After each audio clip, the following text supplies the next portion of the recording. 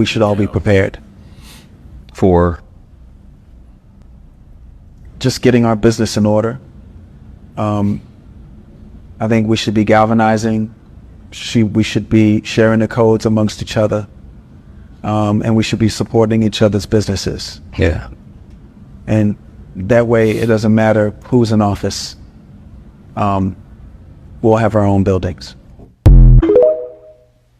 Yeah, you hear him saying that, but what is he really talking about? Do these celebrities know something we don't know?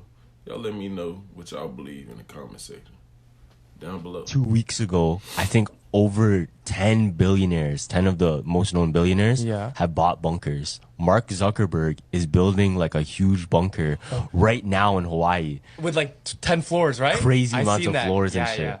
And apparently like he's making it so big that it's pretty much a civilization. What? Yeah, like you can live there with like a few different people, like almost a few different households, to be honest. Damn, bro. To be honest, if you have that much money, why not? Yeah. Right? And this is what they say, but people had to sign NDAs to work on his house, his bunker. Okay. Yeah, and one of the things that got leaked out was they put cars underneath. But why? Right. Exactly. So this is my theory. Okay. What if all of these billionaires, they've built like their underground bunker city, and then they have like a highway that can connect to everybody's all around. Yeah. So they still have access to each other. Because imagine if you're homies and you have all the money in the world, bro. Yeah. If I build my bunker, I might as well, you build yours, Yeah. we might as well be able to connect type shit, you know? So there's a mountain in California that's called Mount Shasta, and supposedly there's a whole city in that. Hold up now. Y'all let me know what y'all think about that, man. Why do you need that much space in a bunker? And why do you need vehicles in a bunker? Let me know what y'all think about that down below in the comment section. Mountain. The legend says that in 1904, a British proctor, the guys that go find gold and stuff, his name was J.C. Brown, and he went to the mountain to go look for gold, and he found a cave, and he went into the cave, and it was actually like a tunnel, and the tunnel went like 11 miles, and he found a whole like little city in there, and then he found like tombs in there, and the bodies in there were like 7 to 10 feet tall. He found 27 of them. They look like humans, but they just bigger. So he tried to keep a secret, but then he started being like really interested in it and started like researching more until like 30 years afterwards, he gathered up like 80 people to investigate it and like excavate it and things like that. On the day they was about to go explore it, he went missing and they never found him again. And a lot of people think that city is still like active. Like there's like not us, but maybe like aliens and things like that. Man, that's crazy. How many of y'all in the comment section have heard of Mount Shasta and the conspiracy theories involved with Mount Shasta? Let me know, and let me know what all y'all heard down below in the comment section. This area is the place of the devil. Why is it being called that, and what is going on? The abode of the devil. That is the location that native peoples of that area say you don't go in after dark. That is the area where darkness reigns, where there's devils that come out at night. What the heck does that mean? Yeah, what does that mean? Those are the legends around the Castle Crags. So, Spanish, when they were there, they called it the abode of the devil. It's a dark place, the dark stepbrother of the light Mount Shasta.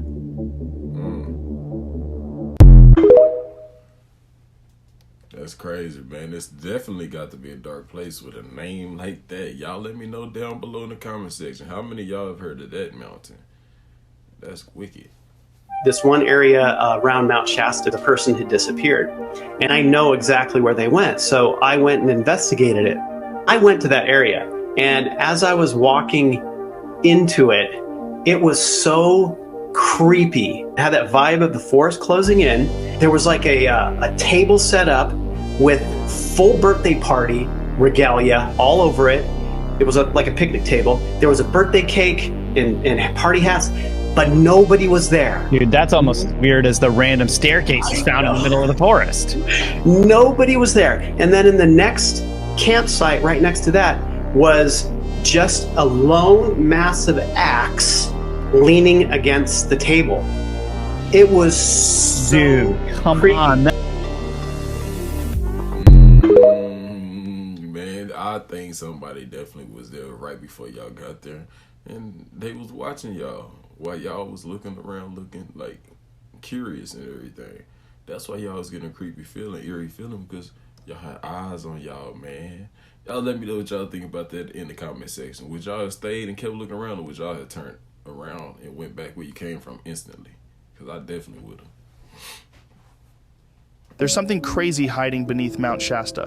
In 1904, a man by the name of J.C. Brown was searching for gold at Mount Shasta when he discovered a mysterious cave. He followed the empty tunnel for 11 miles, and at the end of it, he found a lost city with hieroglyphics written all over the walls. As he went deeper into the city, he found a chamber with 27 tombs which had skeletons in them, except that the skeletons were over 10 feet tall. He hid the entrance to the city and kept the information to himself. However, he obsessed over it in secret. And finally, after 30 years, he put together a team of 80 people to go back and explore the city.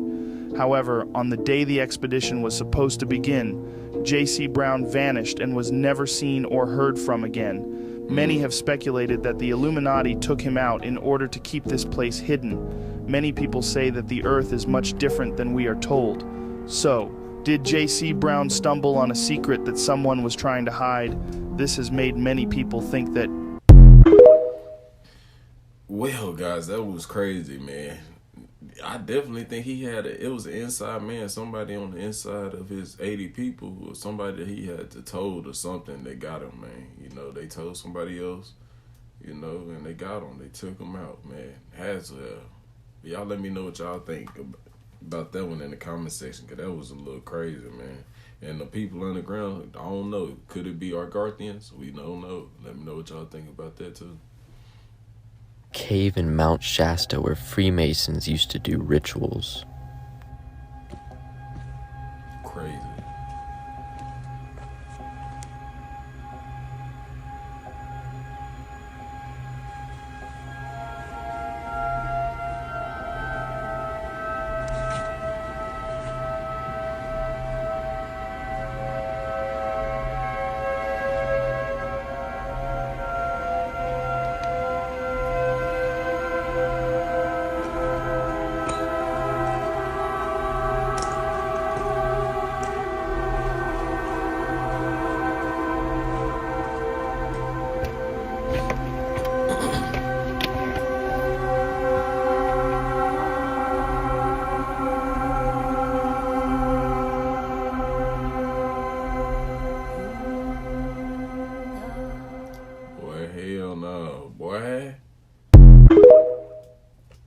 Definitely wouldn't have went up in that damn cave and in them tunnels, man. Call me what you want. Man, that's suicidal, man. You don't know what's in there, what's been in there, what's living in there, what's hungry in there. Come on, man. Y'all let me know what y'all think about that clip in the comment section. That's wild. Man. The mystery of the lost continent of Lemuria. Normally, when people think of a lost continent, the one that comes to mind is Atlantis, but the one you should know about is Lemuria. Lemuria, or Mu, was an ancient lost continent that was argued to be located in two different places, one being the Pacific Ocean, and two being the Indian Ocean, between India, Madagascar, and Australia. Weirdly, many well-known scientists and ancient cultures all over the world talked about Lemuria. During the mid-1800s, many biologists tried explaining the similarities in the flora and fauna of India and Madagascar by theorizing this lost continent. The first finding was from British zoologist Philip Sclater, who found lemur fossils in Madagascar and India that were completely missing in Africa and the Middle East. So he hypothesized Lemuria as the land route that these lemurs used to travel between these places. But now the mainstream understanding is that they traveled through thousands of miles of sea on rafts of vegetation. Like what? Now there was another man that also supported Philip's theory of Lemuria, that was Ernst Haeckel, who literally wrote the book The History of Creation and placed the start of humanity in several places, one being Lemuria, and who was also known as the Darwin of Germany, as he discovered thousands of new species and coined many terms in biology. Now in 2013, there was an article by CNN titled Lost Continent Found Under Indian Ocean, which, get this, was even published in National Geographic. This happened because they found traces of a mineral called zircon that was 3 billion years old on a 2 million year old island, which meant that the mineral they discovered came from a much older landmass that sunk in the Indian Ocean. They theorized that fragments of it could have been here, conveniently placed in one of the hypothesized areas of Lemuria. Now this is where it gets weird. The Tamil people of India believe that the ancestors of humanity came from a lost continent in the Indian Ocean. which they called Kumari Kandam, the cradle of civilization as according to their ancient texts. Now in part 2, I'll show the evidence for Lemuria being in the Pacific Ocean. Hey man, ain't nothing a coincidence. Y'all think it's some facts to that? Let me know down below in the comment section. Lemuria. How many of y'all have heard of Lemuria and the Lemurians? Something to look into. Show me, Lemuria.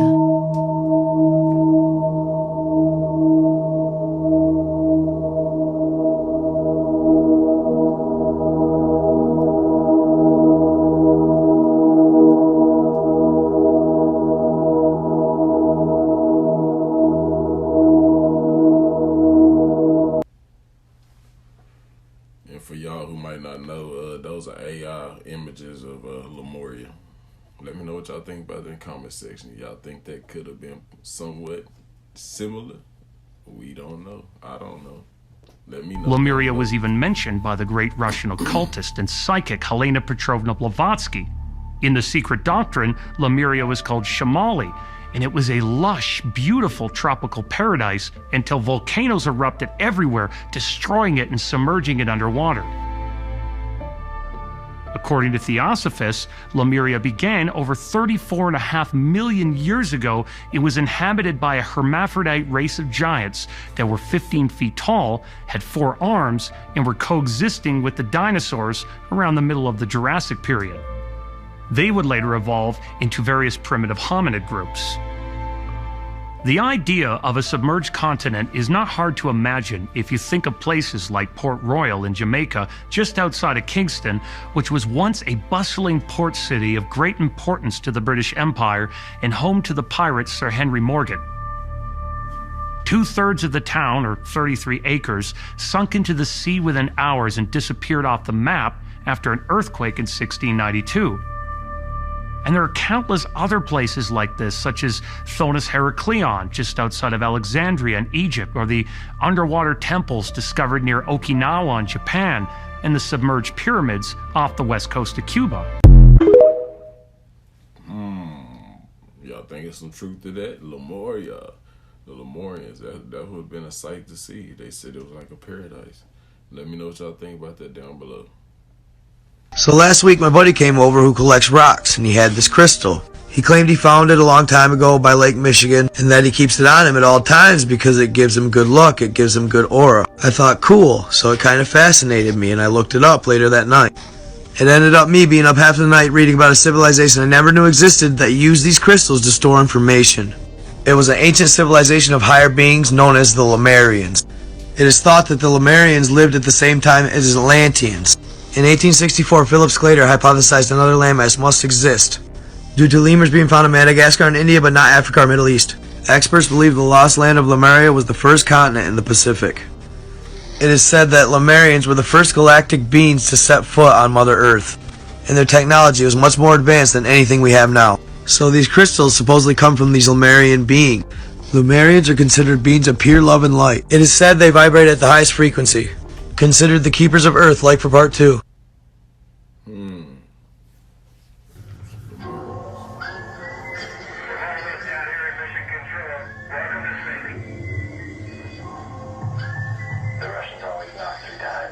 I think it's just a superstition.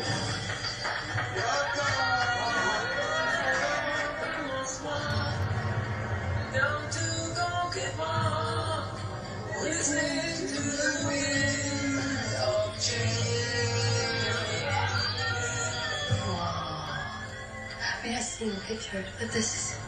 We don't look forward. Here we're one. Hey, guys. Wait a minute, what's going on down there? Oh, whoa. We gotta get up now, guys. Let's get out now. Oh, my God.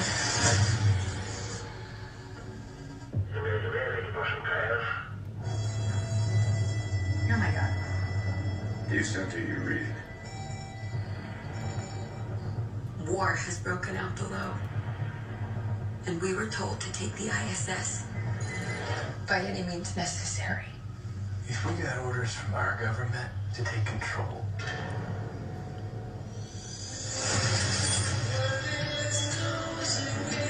What do you suggest we do now?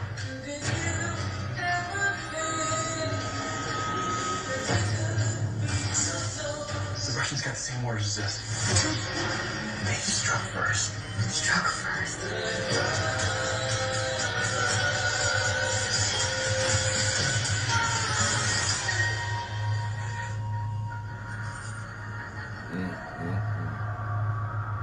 Mojo, we're evolved species. So did y'all hear about them having? Hold up, we got to stop that. That is crazy. That's gonna be a good one for sure. Man, do y'all think that's just another movie, or is it another example of predictive programming? Let me know down below in the comment section, because man, that's gonna be a good one. A portal or an entrance to the underworld underneath a church in Mexico? What we're about to see is something that was never taught in school. We have portals or entrances to the underworld. Yeah, I said it right. Entrances to the underworld, and they're under a church. Isn't that ironic? The underworld entrance is under a church in Mexico. And what I'm thinking is the same way you can go in and out of this gate or this portal, something else can too. Yes, something else can too. Now, ready your eyes to see what y'all about to see. The gates to the underworld, right here. 4K. On the top, it say Diablo, and we know what that means. Let's just take a second to marinate in the thought that we really have gates to the underworld. Yeah, we living in some strange times. Y'all let me know y'all thoughts on this gate to the underworld in the comments. Like and follow for more wisdom and stay tuned. Follow me on YouTube if you want that exclusive content, and hit that Gmail if y'all trying to work. Already, man, y'all go show them some love, man. Follow, all that. Man, that's crazy. Why would they put a gate to the underworld? Matter of fact, why would they put a church on top of a gate to the underworld? Y'all let me know what y'all think about that. Is that weird or not? Let me know what y'all think down below in the comment section. That's crazy to me.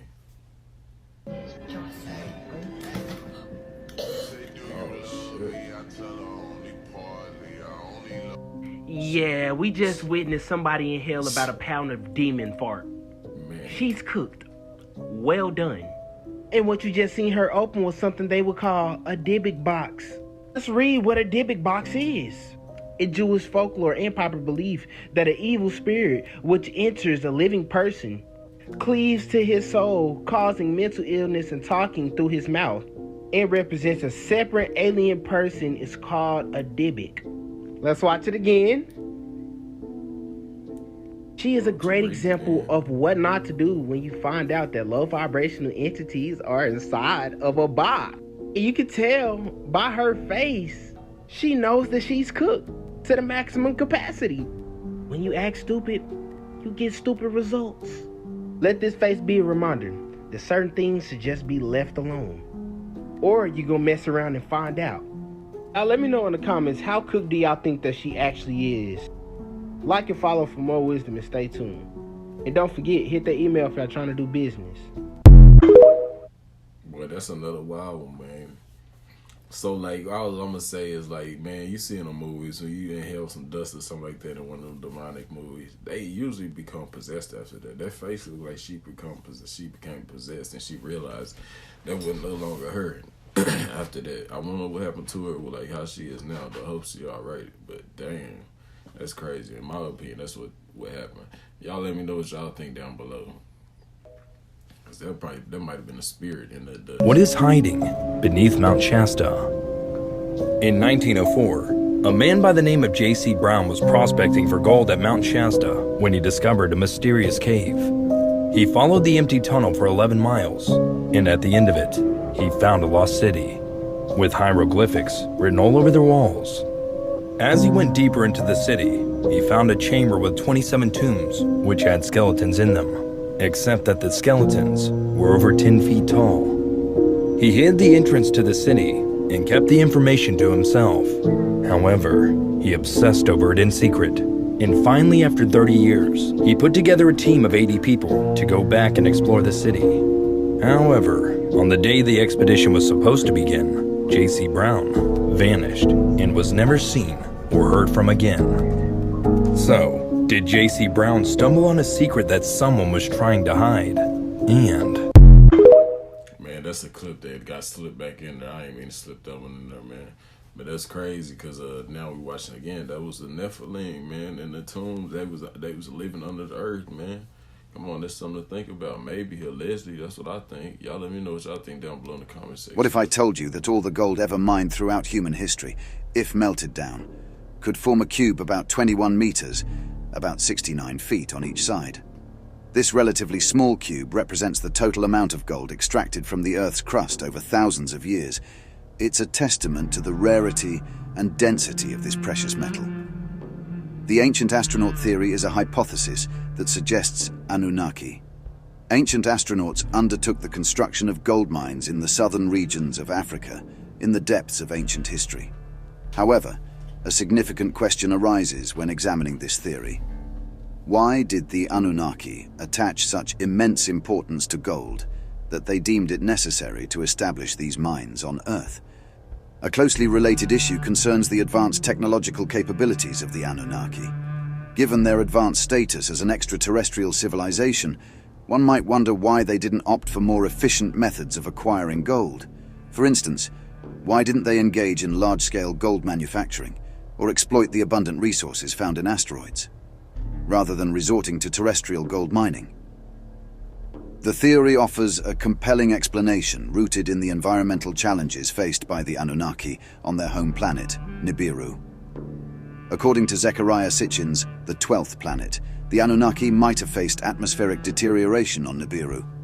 To combat this issue, they could have considered suspending gold particles in Nibiru's atmosphere to restore it, a concept akin to modern geoengineering efforts and the planetary atmospheric manipulation contemplated for Mars. However, the lingering question persists. Why did the Anunnaki prefer the labor-intensive method of mining on Earth over advanced technological alternatives? While we lack a definitive answer, one plausible hypothesis is that manufacturing gold may not have yielded the required quantities. The Anunnaki may have found it more practical to work with natural gold deposits, even if they were located off-planet. But what about the possibility of mining gold from asteroids? Although this is not ruled out by the ancient astronaut theory, it's conceivable that asteroid resources did not align with the Anunnaki's substantial gold requirements. Consequently, the Anunnaki turned their attention to the vast and accessible deposits found in the African gold mines. When it comes to the choice of manipulating hominid DNA to create a workforce for mining, ancient texts such as the Lost Book of Enki offer intriguing insights. Initially, the Anunnaki attempted to extract gold from Mediterranean waters using their advanced technology. Only when this approach proved insufficient did they take the unconventional route of creating a primitive worker. This was achieved by blending Homo erectus genes with Anunnaki DNA, resulting in a workforce capable of comprehending Anunnaki education and instructions. Boy, another good one.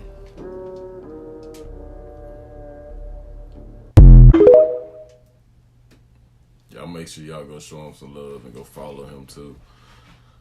That's another good one, man. That's a hell of a story right there, man. Y'all think we was created, you know, like to be workers? Like, are we really living on a prison planet? You know what I mean? Just to mine gold for the Anunnaki's benefit. Let me know what y'all think down below in the comment section. That's a kind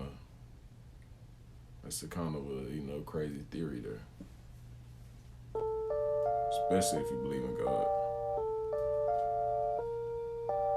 Like everything went right, everything went wrong when I put on that dress. Pre-Big Mamas, to me, actually it's like a, you know, you have an AD, you're like AD, BC. Okay. It's like BM for me. My career pre-BM. So Big Mama was a changing point. Yeah. Yeah. Yeah. What made it a changing point? Was it that it was Martin, or just everything was aligning up at the right time for you? It was a negative changing point, to be honest. Okay. Positive in a way where the perception of my image was on every bus, But my personal life was in shambles in that time. It was horrible. You want to expound on that? What do you mean? Like, if I was a stand-up at the time, seasoned like I am now, I could tell the story. Mm-hmm. And that's the issue. Is like, how are you able to tell your story? The most elegant way, saying in an eloquent way. I couldn't say what I was going through because it's almost like you know, if you're a baby, you can't communicate yet, and I just wasn't fully a seasoned stand-up to be able to say what I was going through. But in retrospect, if I can say what I was going through, at the time when I did Big Mamas is when I met not my wife, my daughter's mother, and from that time, it's like my life was just, it was hell from there. My personal life was in shambles, but my career, it was at its height, I believe. It was going. It was kind of like a passing of the torch in a sense. Yeah, it was. And I played Martin's son, and I feel like that. It's so weird. It's like every time I play these sons of people, it never goes right. What didn't go right with Big Mamas? It was, first of all, no offense, that movie wasn't that good to me. It wasn't a prolific film. I sound so mean, like, oh, you should be grateful for it. But I'm real. You know, you should be real. Like, it wasn't like the best movie. It was okay. It was an entertaining film. And one, Big Mama's one. That's arguably like, okay, Miss Doubtfire was out, but the whole dress bit was already overdone. You know, it was like, it was hacky. You know, and I did it purely for the money and the work with Martin Lawrence. Yeah. So I didn't do it for the purity of comedy, but I did it for the purity of working with Martin. But I believe that it was still more than money. Like, damn, I'm gonna get a big check, you know. Yeah. And knowing you now, and I'm gonna kind of set this question up, but in knowing you now, there's more of an awakened Brandon compared to when he first came into the business. You mentioned the dress. It's a big conversation. Yeah. About that. Did you get like slack when you wore the dress at that moment? It was like, wasn't slack from people. Only Cat Williams. Cat Williams was trying to always say, Brandon, don't wear a dress. You know, he called you, or is this? No, he was saying it in the media, so I thought he was heckling me. He was really trying to help me at the time. I didn't know that. I was immature. Right. I feel like, dang, why I'm trying to make it. Why you bashing me? And then he was trying to warn me, you know, don't get in the dress. So the awakened Brandon, you couldn't pay him $1 trillion to get in the dress. Yeah. Was there like, how did they present that? Well, you knew right away you had to get in the dress. I did the scene on Lottery Ticket. Okay. That scene on Lottery Ticket. After that, they were pushing his dress on me. It was something about that scene that touched a lot of people, and I think I was too real. I think they did the same thing like to Tupac. When you too real, they start looking at you like, hold on, how'd this slip past us? Who's this guy? You know what I mean? And then it's like, you know what? Yeah, he might be a kid. Just put him in a dress. What do you think the dress is about? Is it to tone us down, to tone that realness down? I think the dress, personally, is a thing that is not in our culture to do. And I think everybody will want to put their culture on us. And no, not to hate your culture or your God. If your God say you can put on a dress and your culture is normal for you, that you have the right as a human to choose that. But me, for my God and my culture, my ancient culture, we didn't do stuff like that. Yeah. So I was cursed by it. I believe it was a curse that went with that personally, because nothing went right since then. That's truthful. No one can tell me, hey man, you thinking too much, man. You sit down, man. Everything went wrong. Just like everything went right. Everything went wrong when I put on that dress. I'm telling you, I lived it. Yeah.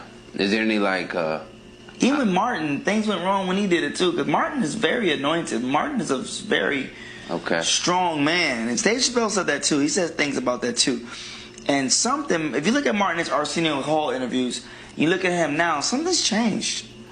You know? Yeah, well, Martin, I noticed that too. It's not a shot, but something's changed. No, he definitely had like a lot of fire behind a lot of energy. He's gotten similar to me. He's gotten older, but I don't think he's gotten that old. Eddie Murphy's old. He still has a fire to him too. I don't think it's an age thing. Yeah. I mean, my dad has a fire. He's almost. You think maybe it was more of the business that kind of it took so much out of them? Honestly, I think it's a spiritual thing, but everyone has their own journey. I can't say what it is. I don't know. I think, for me, I can only speak for my journey. Once I put the dress on and I had that fire was put out. Yeah. And I only did it one time. So imagine doing it 3 times, 4 times.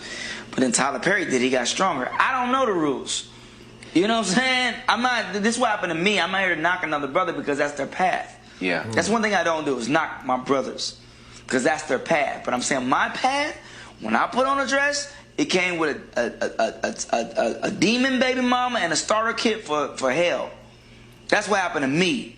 You haven't seen me since, to be honest. Sound like he was gonna say a dick, man. Y'all let me know what y'all think about that in the comment section, man. He just didn't want to come out with it because he was stuttering like a mug. Man, come on. But then I feel stronger though. Thing you want to me, just make me famous. I just want $1 million. 3 weeks later, I got friends, and God did not forget about the second part. The American dream happened to me. I got the great job. I was good at it.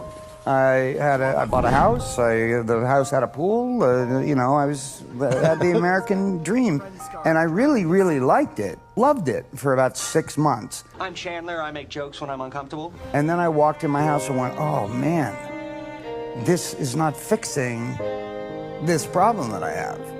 How is that possible?" Jim Carrey did a really good quote a couple of years ago, a few years ago, and he said, "I want everybody to get their dream, all their dreams come true."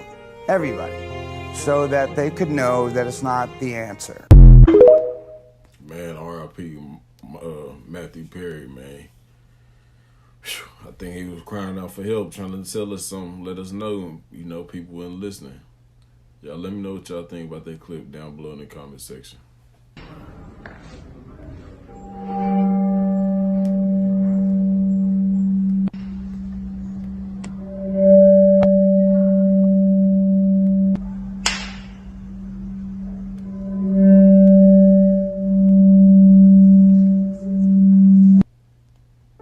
And that sound and that feeling, that is the frequency and vibrations. What the old world used so predominantly. And the true reason behind all the bells that magically disappeared.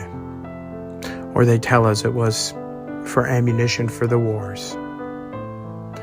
But many truths get lost in the fog of war. The healing and uplifting properties of bells have been used for generations. But it goes deeper than that, moving us from the true nature of this realm, making us all that much easier to control, question everything from. For real though, look at all those bells. I wonder who came up with the bell.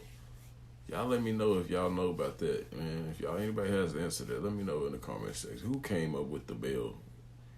And who came up with the idea to place bells everywhere in every church around the world to give off that frequency, that resonant frequency? Because it's amazing. Let me know what y'all think about that down below in the comment section. Any truth to that? Look at this. I want you to look at this. We have downgraded ourselves. We have destroyed all of the beauty from the old world, either through wars or just simply demolishing it ourselves. And not only that, we've altered and modified many buildings to look significantly worse than they used to look, or just outright bland. And why would we do that? Why would we destroy the old world and the old decor, the ornamentation? Why would we take all that away? Now, this picture was very interesting because look at this triangle here. And look at it now. Everything was removed. Everything was hidden. And you have to ask why. Right. Why are they hiding our real history? Because it isn't our history to begin with. And all these great buildings and great cities were found.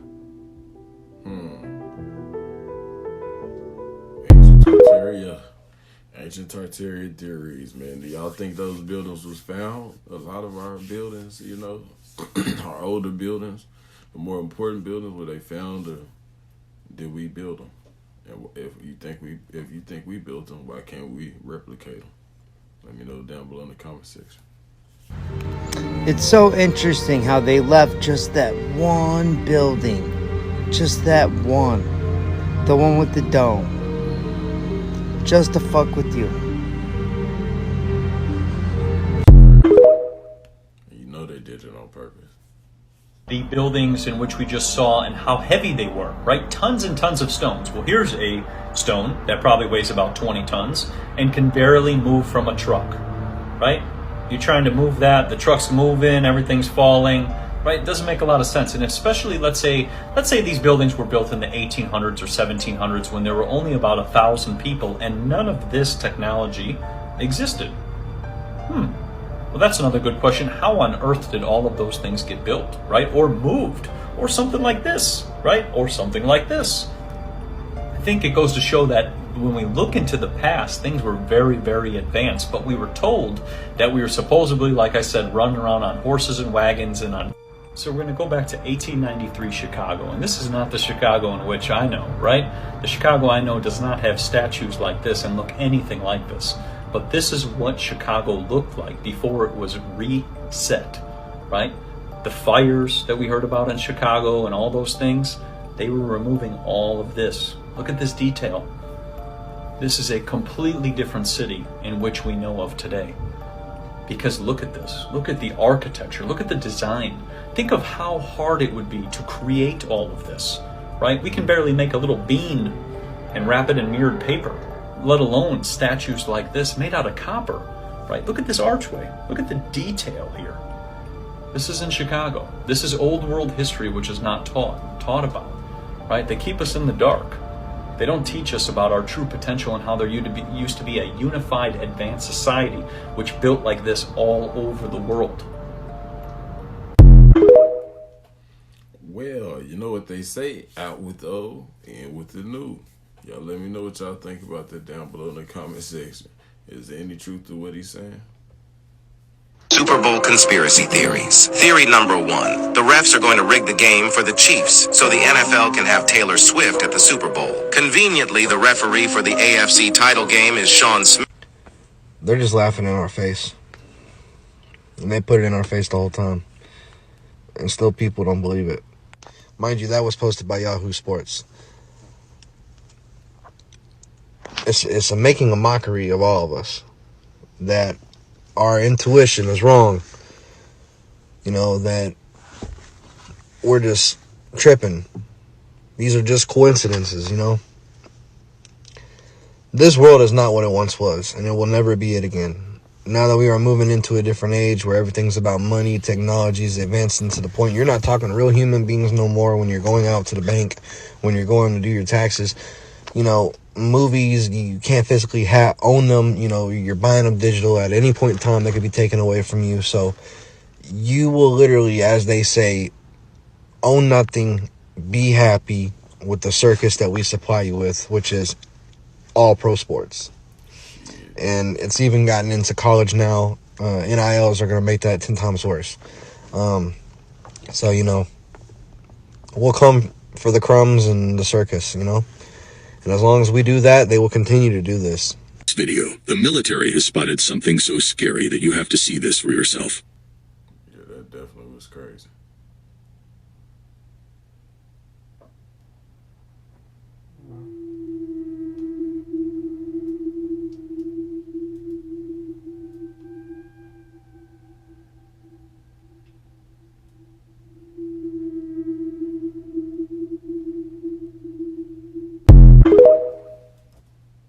Man, they was trying to say that was the Bohemian, not the Bohemian, the Leviathan. If y'all don't know what that is, y'all go do your research. That was in the Bible. You know, one of the creatures that God created, you know. But y'all let me know what y'all think about this video in the comment section, man. If y'all still here, y'all made it this far, I appreciate y'all for watching, man, and showing your support and showing your boy Koozie some love, man. You know, this the end of the video, man. I appreciate you for watching. Like I said, if you're new to the channel, don't forget to like, subscribe, hit the notification bell so you'll be notified whenever I drop some new hot content. It's your boy Koozie. I'm out. Catch you next video.